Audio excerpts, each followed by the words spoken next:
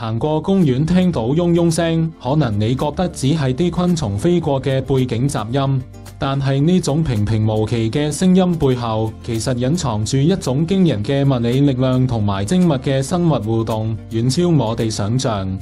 各位觀眾，大家好啊！我係泡泡，又到咗網絡補血站嘅時間啦。普遍嚟講，昆蟲拍翼就會產生聲音，蜜蜂都唔例外。佢哋每秒拍翼超過200次，形成我哋熟悉嘅嗡嗡聲。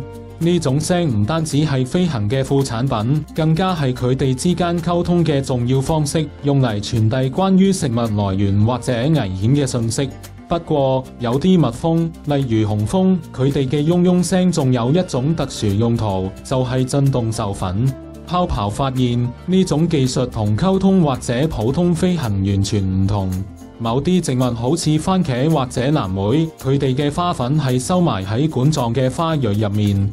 紅蜂為咗攞到呢啲花粉，會用腳捉實朵花，用口咬住固定，然後高速震動自己嘅飛行肌肉。呢種震動頻率可以去到每秒400次，產生嘅力量足以將花粉由花蕊入面震出嚟，黐喺佢哋毛茸茸嘅身體上面。呢種攞花粉嘅方式，可以話係蜜蜂同特定植物之間一種好獨特嘅合作關係，確保植物成功繁殖，蜜蜂亦得到食物。泡泡仲了解到，雖然蜜蜂係呢方面嘅專家，但原來用音叉或者其他裝置，只要達到相應嘅震動頻率，都可以令呢啲花釋放花粉。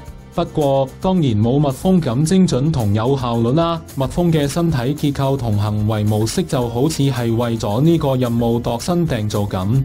泡泡認為，蜜蜂嘅世界真係充滿驚奇。由佢哋嘅社會結構到採集花粉嘅方式，都展示咗大自然非凡嘅設計同智慧。呢種震動授粉嘅行為，唔單止係一個有趣嘅自然現象，更加係維持我哋生態平衡同食物鏈嘅關鍵一環。